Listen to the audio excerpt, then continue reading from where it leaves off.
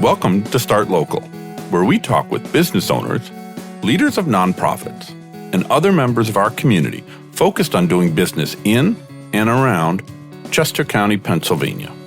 Each episode will provide insight into the local business scene and tell you about opportunities to connect with and support businesses and nonprofits in your local area. The Southern Chester County Chamber of Commerce promotes trade, commerce, industry, and sustainable economic development while supporting a diverse and growing marketplace. The Chamber is proud to partner with the Start Local podcast to raise the profile of businesses and nonprofits throughout Chester County. Learn more about the Chamber at sccc.com. That's sccc.com. Hey, welcome to Start Local. I am Liam Dempsey, and I am here today with my co-host and increasingly good friend. I think we are getting better friends, Eric. Eric Goodmanson. Eric, how the heck are you today? I'm doing well. Honored you would say such a thing, and I do agree. We're having fun doing the podcast, and every episode we learn a little bit more fun facts about each other. We're going to have trivia at one of these get-together nights sometime. Oh, that might be embarrassing for the both of us. Maybe we'll do that on a night when only Joe Casabona can go to our networking event. Good point. I withdraw that idea officially. Yeah. Please, no one listen to this episode, or at least that part of it. But actually, folks, we absolutely want you to listen to today's episode. We are very excited to welcome Jessica Chappell to the show. Jessica is the Executive Director of Safe Harbor of Chester County. Safe Harbor is a Westchester-based nonprofit serving the unhoused in the entirety of Chester County, Pennsylvania. Jessica, welcome to Start Local Podcast. Thank you. Thanks for having me, guys. Jessica, it's great to have you on. I really appreciated the tour you gave me of Safe Harbor, and I'm hoping we can give our listeners a bit of a virtual tour on this episode. So thank you for coming. Yeah, sure. Yeah, I would like to have a tour at some point. I feel like getting to know the nonprofits that support our community is always helpful. But let me jump into questions here. And I'm going to set the stage for our audience because they'll know that we have recently spoken with Kelly Faust of Good Sam or Good Samaritan Services. Mm-hmm. And they're another local nonprofit that helps the unhoused in our area. But Safe Harbor of Chester County supports the unhoused as well. So tell us how your organization goes about your work.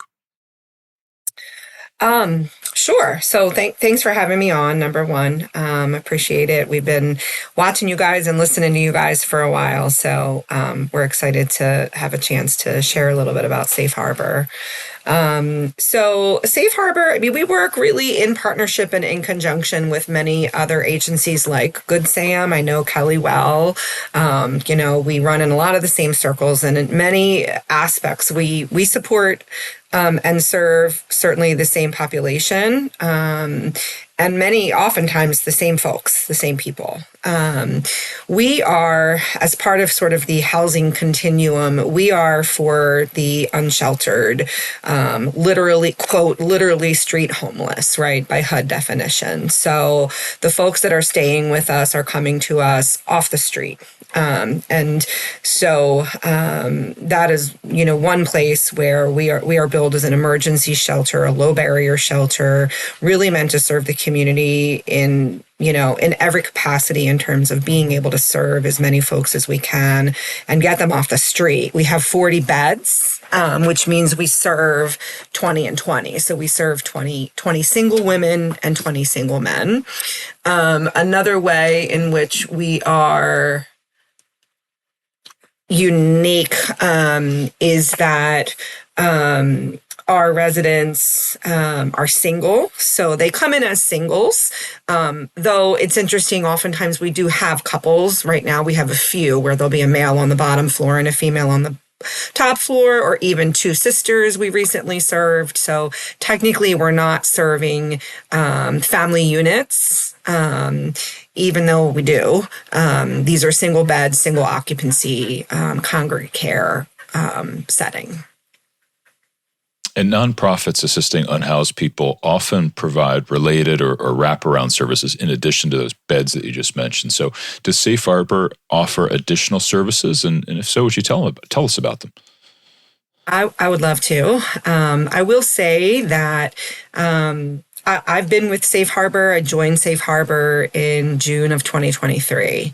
And at that time, we were sort of still coming out of COVID, right? There was a lot of disruption with congregate care and COVID and having many people in small spaces. And so that was a real challenge for Safe Harbor. And then there was also a pretty significant transition just with the leadership team here at Safe Harbor. So when I landed here, I knew there were a few things that I wanted to very quickly try to do.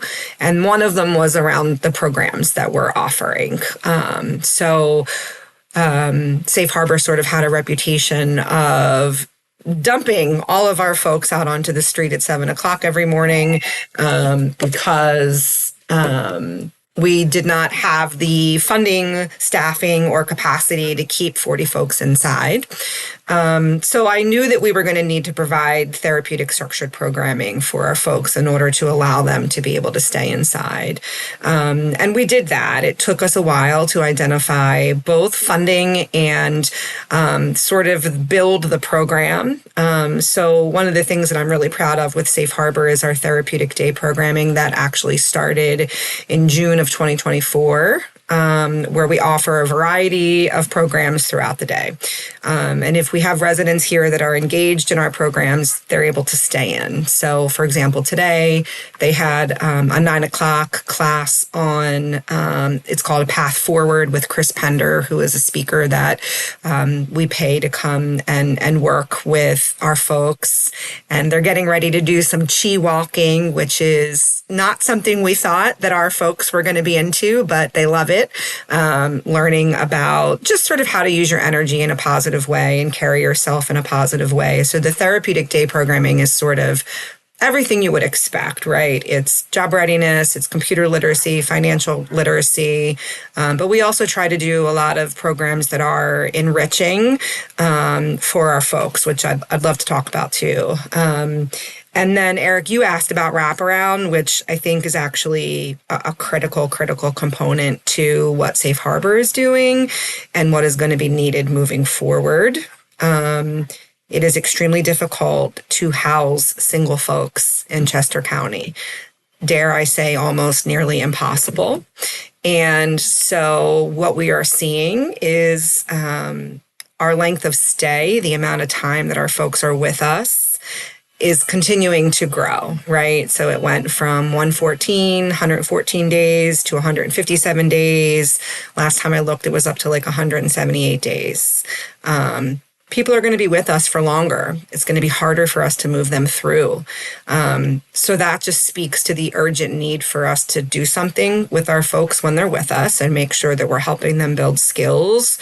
And it also speaks to the critical nature of the wraparound program that we are building and providing, right? If you are housed, what sort of supports can we provide both pre and post exit of Safe Harbor so that we can help you to stay housed. And that's really what wraparound, in a nutshell looks like for us. It's different for everyone. We do home visits for up to 6 months. We encourage our residents to come back for programming, to come back to volunteer.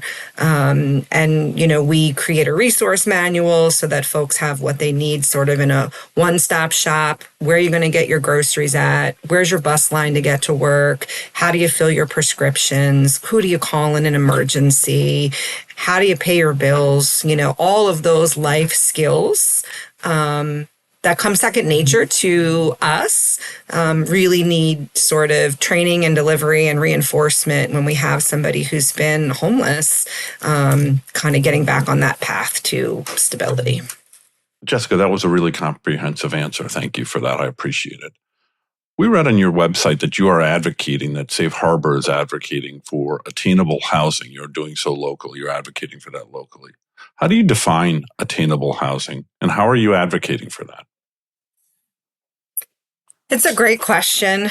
I guess the best way to answer your question is sort of from a high level, right? So my job is to make sure that I am having a seat at the table to all of the very important conversations related to how Chester County is supporting our ALICE population. If you've talked to other nonprofits, you've probably heard the word ALICE. It's essentially a nice word for the working poor, right? People that are employed but are still really on a cliff in terms of what they can and can't afford and how they can and can't live. And so certainly right now, with all of the changes that are happening in our country, being in tuned and being at the table and having a voice at that table is incredibly important to me. So that is one of my focuses.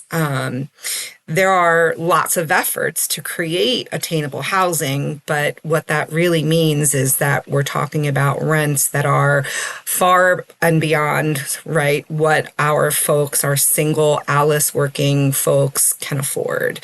And that is not something that will ever get fixed overnight. Housing, affordable housing in Chester County has been, I think, top on the list for the past decade, if not longer. There are some long-term solutions. There are no immediate solutions.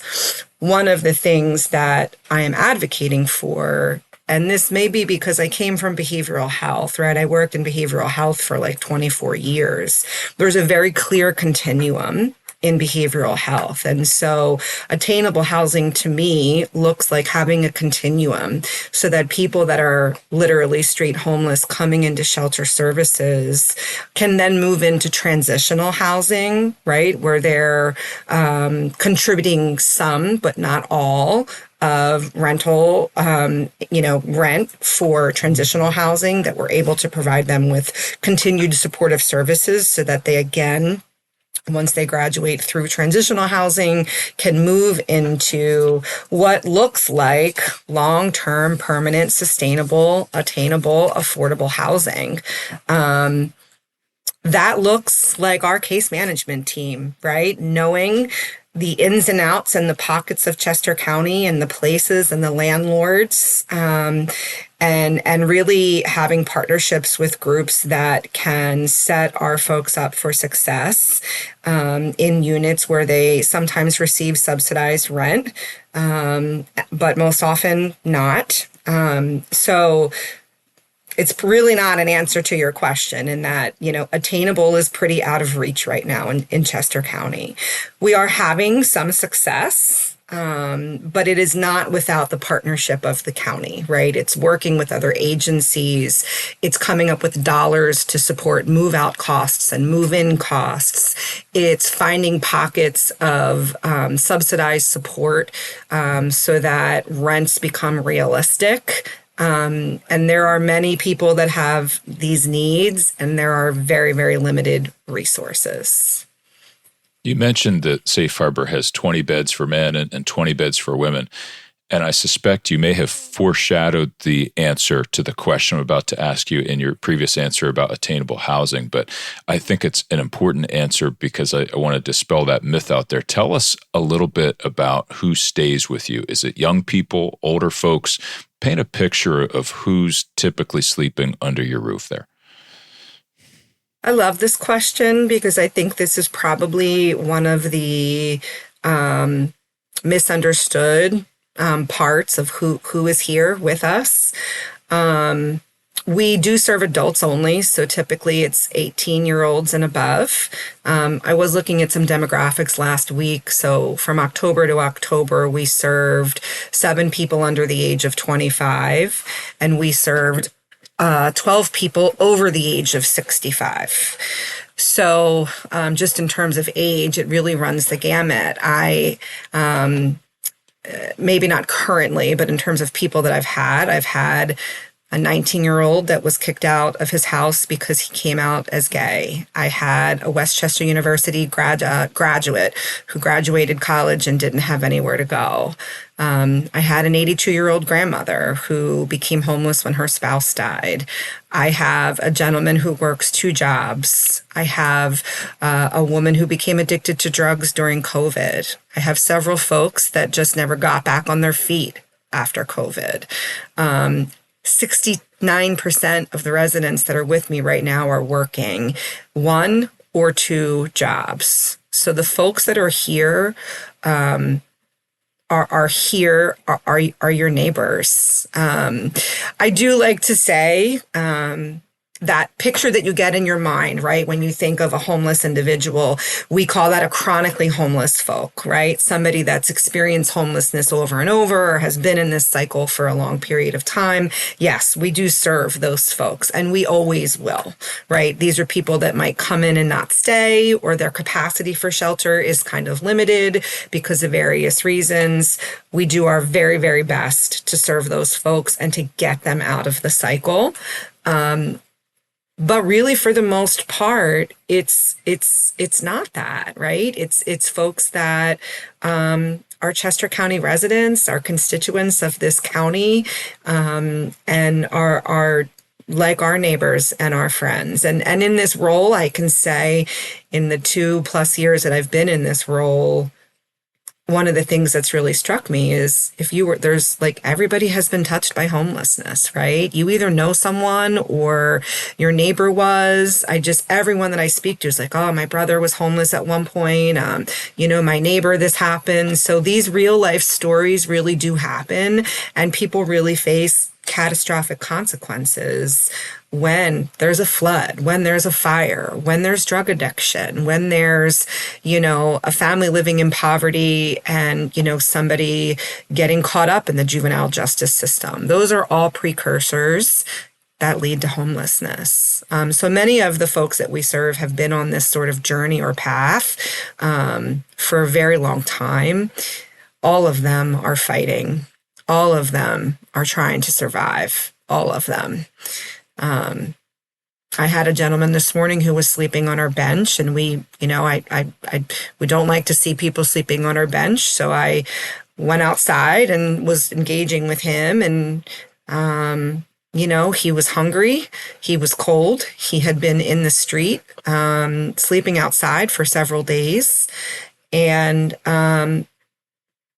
that's a real life Monday morning, hello, how are you? What can I do to help you? Reality of running a homeless shelter. And so then that becomes, instead of prepping for my podcast, right? I'm on the phone with 211 and we're brewing some coffee for him, and we're giving him breakfast, and we're getting him some warm clothes, and we're trying to figure out how we can make sure that he doesn't have to sleep on the street in the cold tonight again. Human, right? Just a very human element to what we're doing. So long answer to that question, but it's like everyone is here. People that you would have no idea if you spoke to them did not have their own house. I have people that are waiters and waitresses in Westchester restaurants, right? I have DoorDash drivers. I have people that are working in all of our local businesses, engaging in all of our local, markets, and still really in survival mode, trying to survive. And just to give a little bit of reference for folks listening, that this morning when I woke up, the phone told me it was 36 degrees outside. So the gentleman sleeping on your bench outside your front door there had a very cold night. He was cold, and I could tell immediately he was cold. And the first thing I said was, can I get you a hot cup of coffee and bring it inside? And he looked at me and said, thank you so much. Come on inside, dude. Like, it's okay. He might look a little, right? I think if somebody else walked by him, they might think, oh, right, there's a scary homeless person. He's not.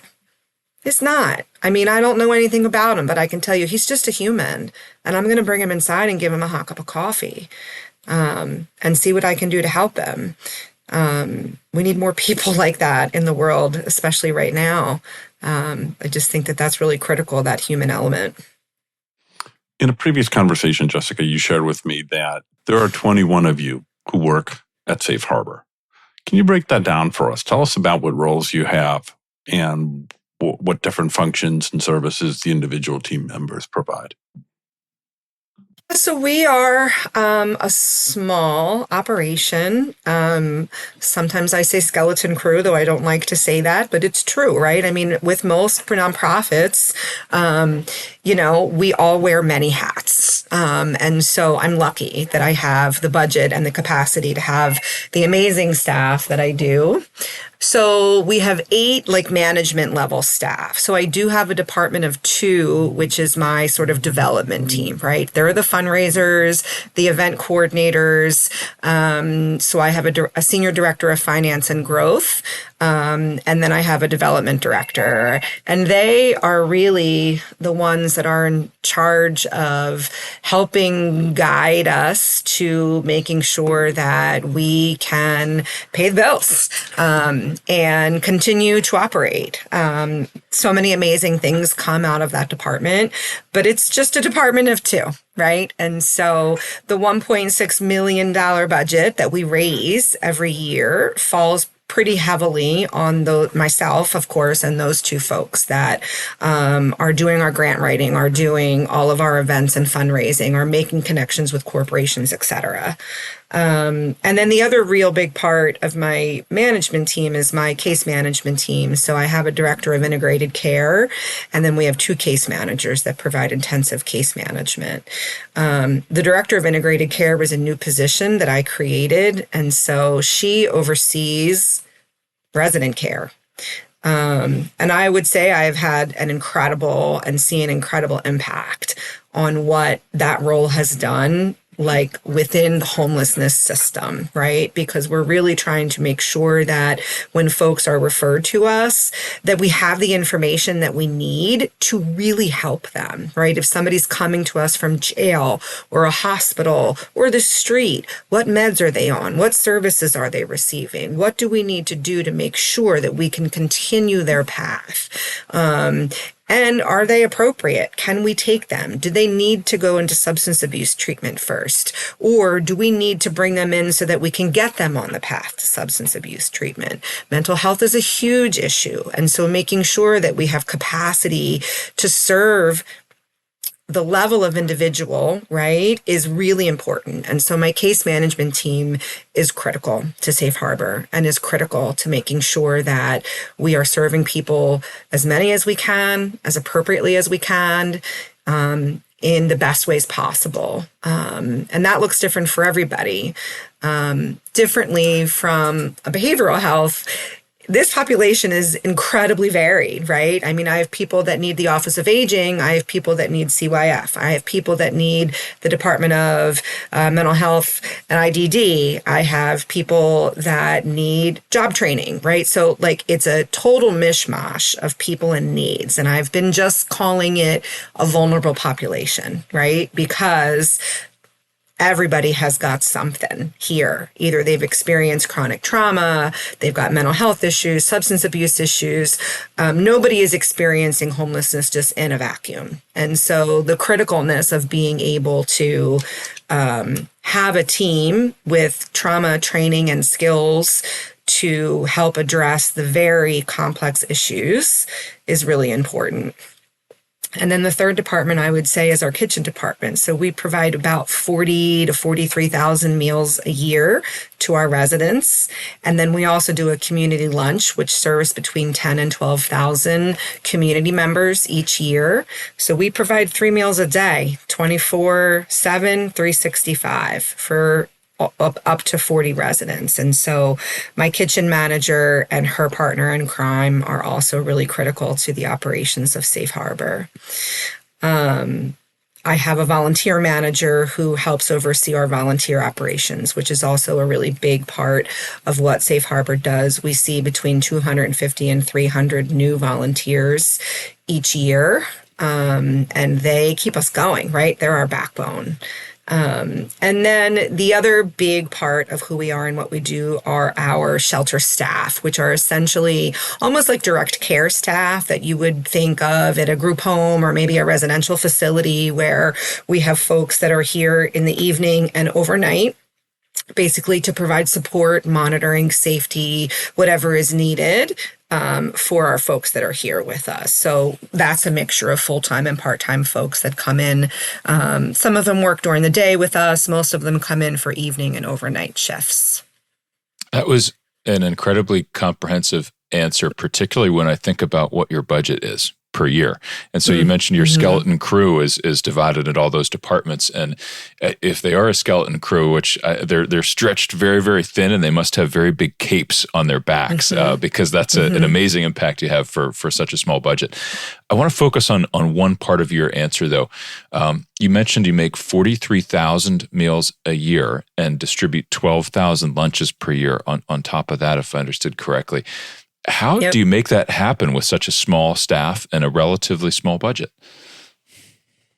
So we rely heavily on our partners. So Chester County Food Bank, Westchester Food Cupboard, food rescue agencies, retail rescue, where local grocers and, big box stores are able to provide us with much of the food that we feed our residents.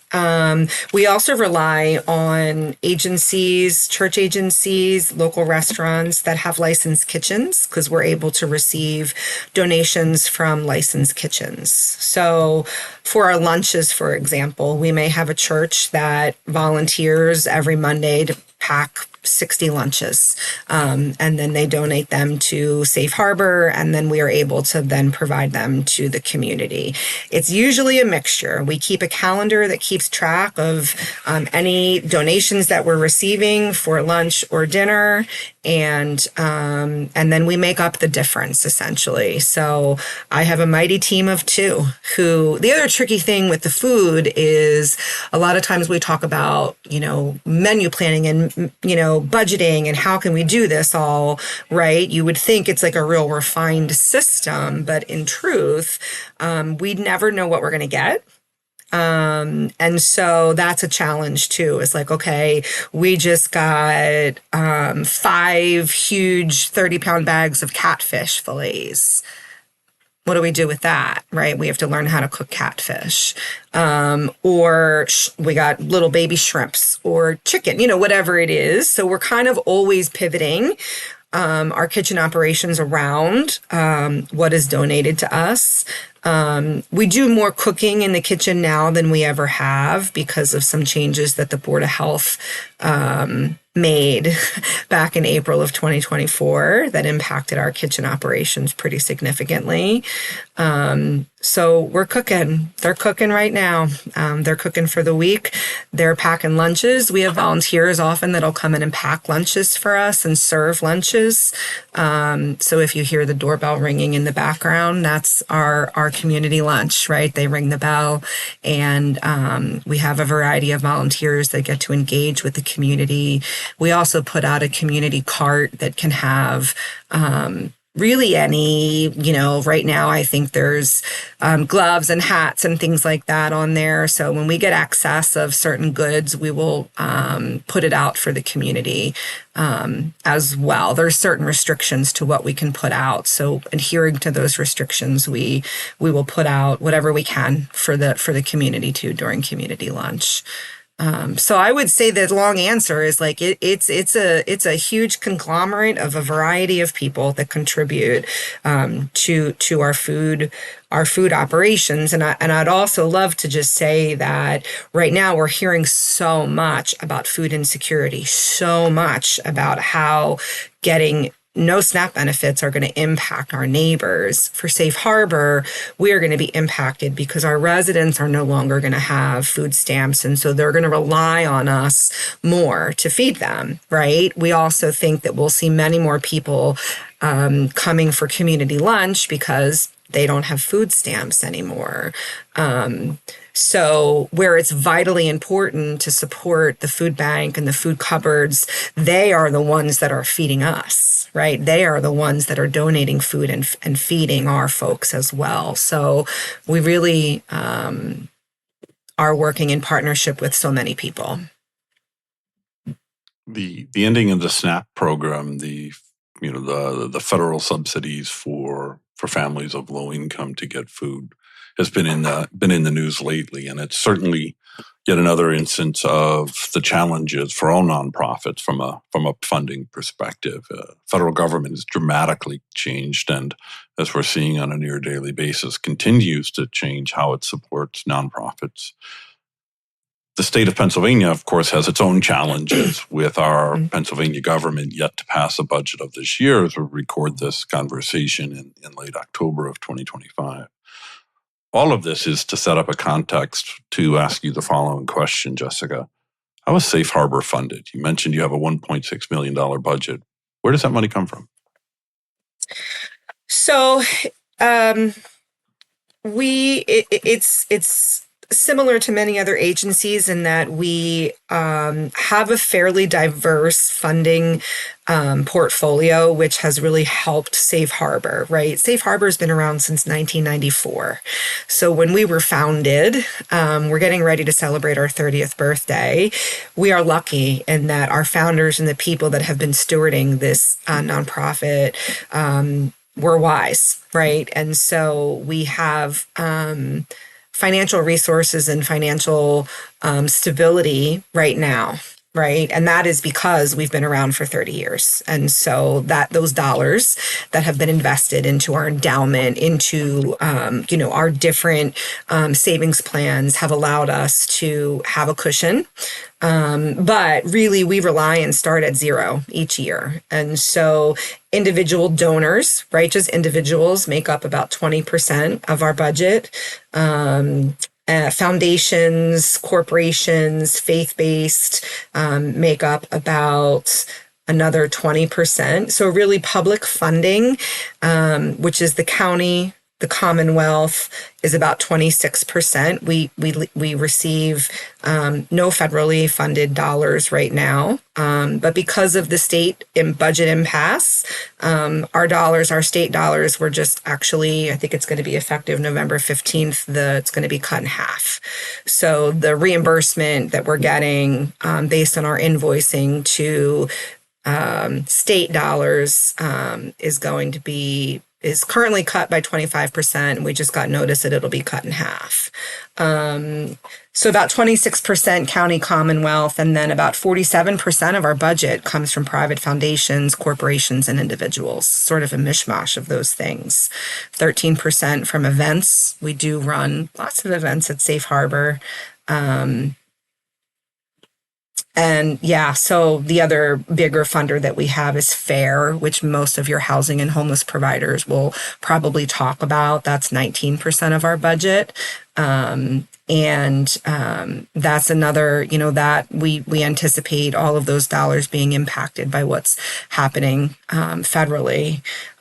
So in one way, when I got here, I was like, why do we not get more money from the government? And really started angling to do that because it is really a very reciprocal relationship, right? I mean, we're doing work for the community. And so we're going to rely on the government to help support us in doing that work. And I was pretty surprised that there wasn't a zero added to the line item that I was looking at when I saw our first budget.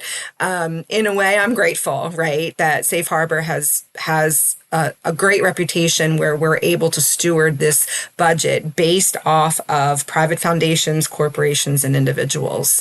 Those are the backbone. Those are the folks that support us. And then, of course, we have a part-time grant writer, and we do a lot of work and get a lot of funding through various grants. Jessica, I want to ask you one more question on budget, and it's this. In advance of today's conversation, you shared that the cost to house a single person is $117 per day. So I'd like to know how that number was determined, and here at the end of 2025, are you expecting costs to go up or down significantly anytime soon? So I don't really like that number, I'll be honest. So that number was based off of a 2024 budget, which was $1.7 million in 2024, divided by, right, average length of stay and how many people we serve. There wasn't some magic formula. So that's where that number came from. It just really came out of our capacity, what we serve from a capacity standpoint. I know in talking with my director of finance that number is going to increase. It's going to increase for a few reasons. One, we are going to see folks be here for longer. Many of the folks that are here have been here anywhere from 6 months to 12 months. That is very new for Safe Harbor. Safe Harbor used to have 120-day, you can stay here for 120 days. That was the rule that I walked in on. I am not going to exit people into homelessness because there is some magic date on a calendar that says your 120 days are up. Specifically, if the folks that are here are working towards whatever it is that they need to be working towards, right? People that are complying with the rules, engaging in the programming, looking for jobs, engaging in treatment. I don't care to say 120 days are up. Sorry, goodbye. In fact, we haven't. And so what we see is that our folks are staying with us for longer. And that we're going to continue to do. But ultimately what that does, I'm getting off topic here, but ultimately what that does by not being able to move folks out of our shelter, by allowing people to stay in the shelter for longer, it creates like a bottleneck, right? If we're not able to move people through, we can't take more people in. Then where do those people have to go? And so it becomes this gigantic systemic issue. Drill it down to the county level, we're going to have more homeless folks on the street if I'm not able to move, certain amount of people every month to open up beds. Anyway, so back to your question, Eric.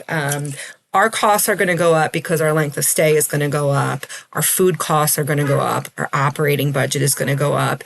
And the amount of dollars that we spend to support our residents, bus passes, SEPTA passes, SNAP benefits, applications to housing, all of those things are going to increase by at least 15 to 20%, we anticipate.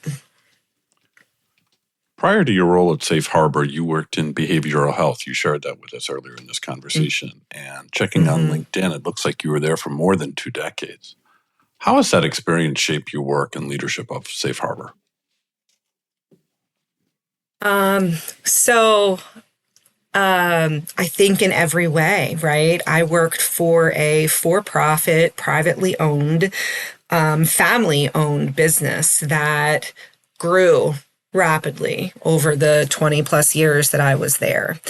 I served in the capacity of executive director for about 13 of the 24 years that I was there.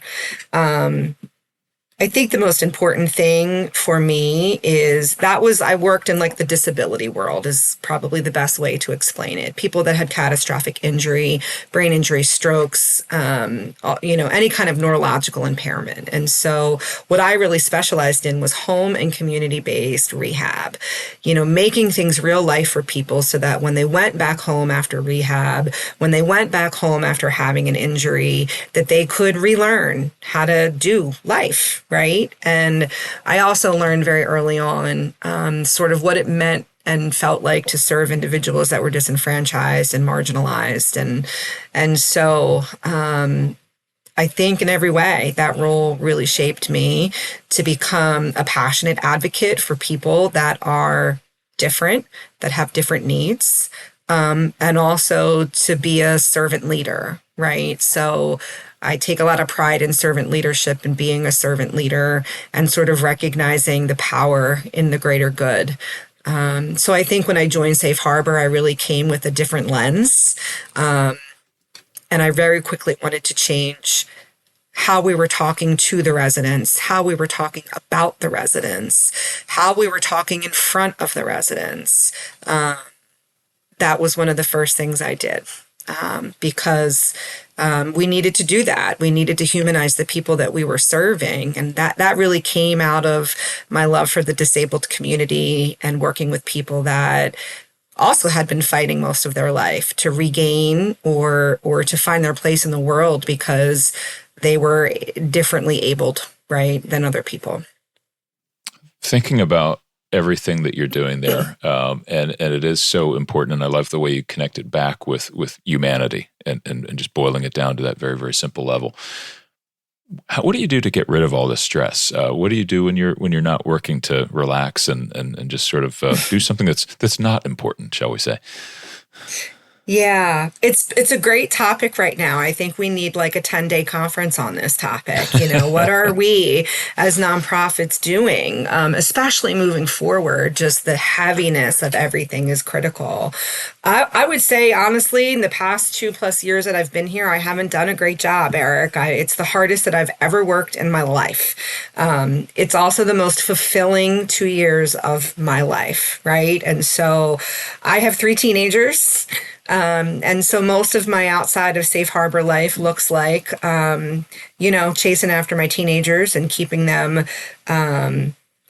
going. We do have a beautiful camper on the beach in Maryland, and that is really our happy space where my husband takes me down and puts me on a float out in the water and puts an anchor on the float, and I sometimes get a book and even a cocktail, and I sit out there and float on Saturdays and Sundays, watch the boats go by. One of the really rewarding things for me, though, I will say, is with my teenagers, having this sort of full circleness of my kids and my staff's kids and Westchester University's kids, where my daughter goes and where I went, and Westchester East kids, their honor society and their clubs, right? They come to the shelter and I welcome them always. My kids stop by just to say hi. Sometimes they come in and volunteer. Critically important, right? That we're showing the younger generation how to put their hands back in their pocket and not have them out like this, right? And how to understand that, the value and importance of doing good things for other people and giving back. So that's actually something that I'm really proud of and, have been able to engage in quite a bit, I would say, in sort of my free time. My boys play football, so right now when I'm not at Safe Harbor, we're on a playoff run right now. So we're playing football. If we're not playing, we're getting ready to play. Well, good luck with the playoffs. We understand that Safe Harbor benefits from more than 300 volunteers helping out every year. So with that context, I've got 2 questions. What roles can volunteers fill at Safe Harbor? And secondly, how do you recruit 300 people a year to volunteer for your organization? Oh, okay. So the roles vary. First, I'll say I have a volunteer manager, right? She's called my community engagement manager. She doesn't just do she doesn't just do volunteers, but that's a big part of what she does. And so there is a cost associated with that, right? I need to hire somebody to manage all of these volunteers and make sure that we're stewarding their efforts in the best way possible for Safe Harbor. Many of our volunteers support our kitchen. So they do that either through donations, by coming in and serving. Many of our volunteers support our operations by doing fundraisers and third-party drives, by making donations to the shelter. We have a lot of people that come in and just provide what we call shelter support, which could look like, last week we had a new desk, right? And I was able to reach out to one of my volunteers and say, can you come help us put this desk together? We have people that help us with maintaining our donation room, inventories. We have a garden with a community partnership with the Melton Center. And so a lot of our volunteers in the summer help steward our garden, which we harvested 152 pounds of produce this summer that goes right into the mouths of our residents. We have volunteers that help with events. So it really sort of runs the gamut. From maintenance to programming, we have a lot of volunteers that come in and offer various programs to our residents, resources, teachings, Bible study, AA, financial literacy, all of those things often come from people with subject matter expertise that want to share. And in terms of how do we get them, I honestly think that this has a lot to do with just who Safe Harbor is in the community, right? We are sort of a long-standing anchor institution in Westchester. And there are many, many people that have their DNA in and on this building. There are many people that care very deeply about Safe Harbor, and it just sort of begets, right? It just sort of goes from there. There's no magic sauce. I think it just has to do with doing good work, being community facing, making real, true connections with partners, and also being surrounded by people that understand the importance of giving back, and a community that understands the importance of what we're doing, I think also really helps. But we have a software, and so oftentimes when people say they want to volunteer, we send them a link and say, you can sign up here and you can check out what we've got. And then if they have questions, they might connect with Shalia, who can sort of help match up their desires with our needs and kind of go from there. That's wonderful. You have such a large volunteer base. I want to ask a quick question, if I could, about your client base. You mentioned earlier that one has to get declared unhoused or homeless in Chester County. So would you briefly tell me what that process looks like? And is there a technical distinction between unhoused and homeless in the eyes of the county? So, I've learned a lot about how this system works, and it's really driven by HUD, right? Because federal dollars trickle down to the state, federal dollars trickle from the state to the county, and so the work that the county does needs to align with HUD's processes and procedures. And so somebody getting into Safe Harbor looks like, first step is calling 211, which is our human needs network. Anybody can call 211 with any human need. You could be hungry. You could need a baby stroller. You could be facing eviction. You could need rental assistance. You could be facing homelessness. So most often you call 211, and then from there is where things get a little bit more ambiguous, right? There are certain timeframes where the county has a street outreach team that goes out and covers the entire county. And what that street outreach team does is they basically have to meet the individual where they slept to be able to verify that this individual slept in A, right? And then there's a couple sentences that are HUD defined words, like in a place that's not meant for habitation by humans, et cetera, and that they are literally unhoused. They are literally street homeless by HUD definition. That process can be hard. It can be hard for street outreach because they're going out and trying to find people who don't have one singular place to be. It just sometimes can feel like a battle, just getting somebody in the doors, right? But essentially street outreach goes out, verifies the individual. There's a countywide system. They make a referral to Safe Harbor that says, hey, Janet's been verified, we're referring her to Safe Harbor. And then we take over from there, just in terms of our assessment and screening and getting them in the door. The one thing that I will say that we do is 36 of our 40 beds sort of connect to the 211 system. So in the big county system, when we look at overall homeless beds, how many are filled, how many are open, Safe Harbor posts 36 beds. We have 40 beds, so we keep 2 of those beds, 2 female and 2 males, offline, meaning they're side door beds. And so for people that don't qualify for the county's definition of homelessness, which also means you have to be a Chester County resident, you have to be able to demonstrate that you're a Chester County resident through either a piece of mail or a state ID, which many of our folks, that can be a huge challenge. Anyway, it just allows us to be able to bring people in that are hitting barriers or don't technically qualify through the 211 system. You know, certainly in the county system, you know, if somebody comes from Montgomery County or from Bucks County, our county wants to help them get back to their county of residence, right? And so that's part of the reason why there are rules like that in place.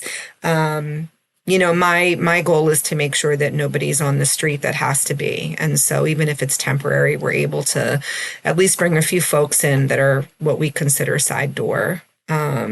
that don't that's an meet the sort of important county role that you're criteria. playing there and helping with that. Thank you for that. Thank you for that. In the interest of time, I want to just touch on the fact that you shared that that Safe Harbor is a trauma-informed shelter. And that's a phrase we've heard a couple of times in previous conversations, notably with Patty Hillkirk from Camp Dreamcatcher and Christine Zaccarelli from Crime Victim Center of Chester County. I'm going to ask a difficult one of you, Jessica, because we don't have a lot of time left. And I'm going to ask you to be very succinct in your answer. But what does trauma-informed mean to Safe Harbor? And how does that trauma-informed understanding affect the work that you're doing? Okay. I think the best way to describe being trauma-informed is recognizing other people and your own biases and needs, meeting people where they are, creating an environment where people feel safe so that progress can be made. And that includes how we talk about what our environment looks like, sounds like, what our tone of voice, our demeanors look like and sound like. It's really everything from the moment that they walk across our threshold, making sure that we are approaching them in a certain way. Right. There are books on being trauma-informed. We are training our staff to continue to respond in trauma-informed ways. The fact that the population that we're serving, every single person has experienced acute trauma for sure. The majority of them have experienced chronic, sometimes even generational trauma. And so it's a huge deal for us to follow the sort of evidence base that says this approach with this population is best. And that's what we try to do, create evidence-based interventions and practices that are supported to give our folks the optimal chance, right, of staying here and getting on the path. Thank you. Jessica, you mentioned a number of other nonprofits here in the county that you work with, but is there a local nonprofit or even a business that more folks should know about? Yeah, so I thought about this because I have heard you ask this question at other podcasts. I would love to shout out formerly Act in Faith, now called Act Now. And I want to explain why. Act Now fills the gaps. They are an agency that when we can't pay for a new phone or for eyeglasses, the kinds of things that you don't think about that are so critical, that is where Act Now steps in. So they fill gaps and advocate for our folks. And so we work in partnership with Act Now on a daily basis, and they support every single agency that has to do with housing and homelessness in their amazing efforts in what they do. They are grassroots, and they are doing the dirty work, is what I will say. Homelessness is not pretty. It's not glamorous. And so having an agency like Act Now in our corner is critical. We also partner with them. We're going to be doing Better Than Bacon, which is a fundraiser at Uptown Knauer Center. And I think this is probably the third or fourth year that Safe Harbor and Act Now both are recipients of the money that is raised. And so we partner in those kinds of ways as well. Just a quick question for you if you can. Are you hiring? I expect that if you're looking for volunteers or you have 300, you're probably always taking them. So are you hiring, and where can folks interested in volunteering come and find more? So we are hiring for some of our evening and overnight shifts.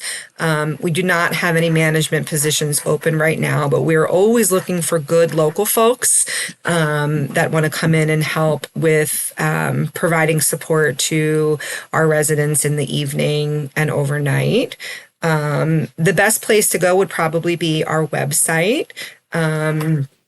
Where a lot of our link to the volunteer hub and many of links to different ways to support Safe Harbor can be found.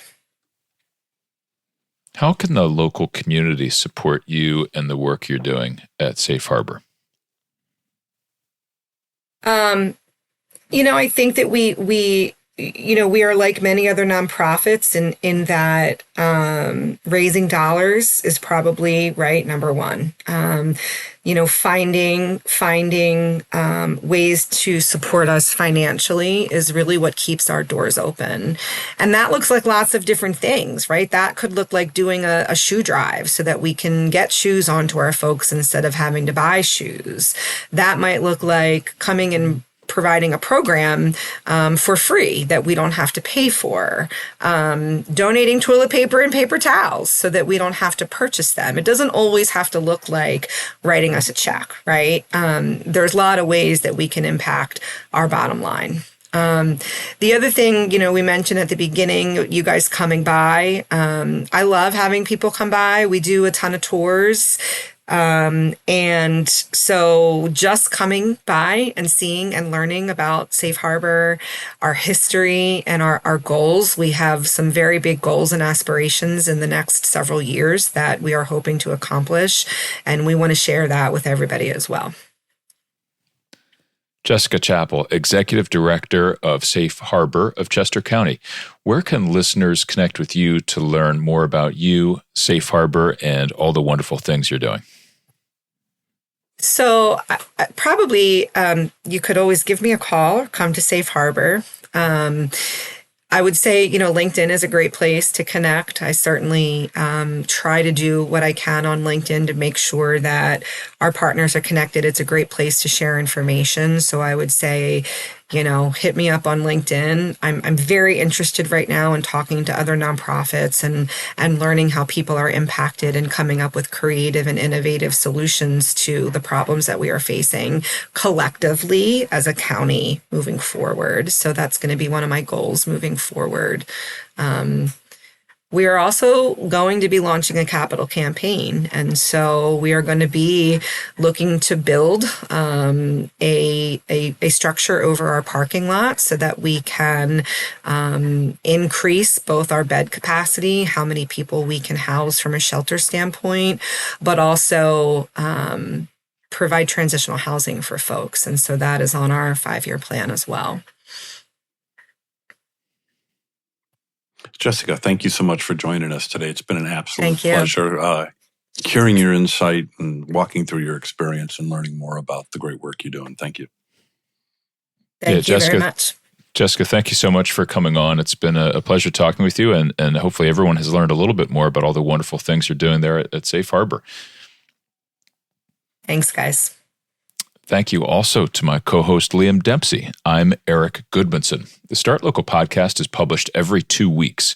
We invite you to subscribe to Start Local using your favorite podcast app or ask your smart speaker to play the Start Local podcast. You can visit the Start Local website at startlocal.co for show notes, including links mentioned on this show and summaries of past episodes. We hope you join us for the next episode. Thank you for listening.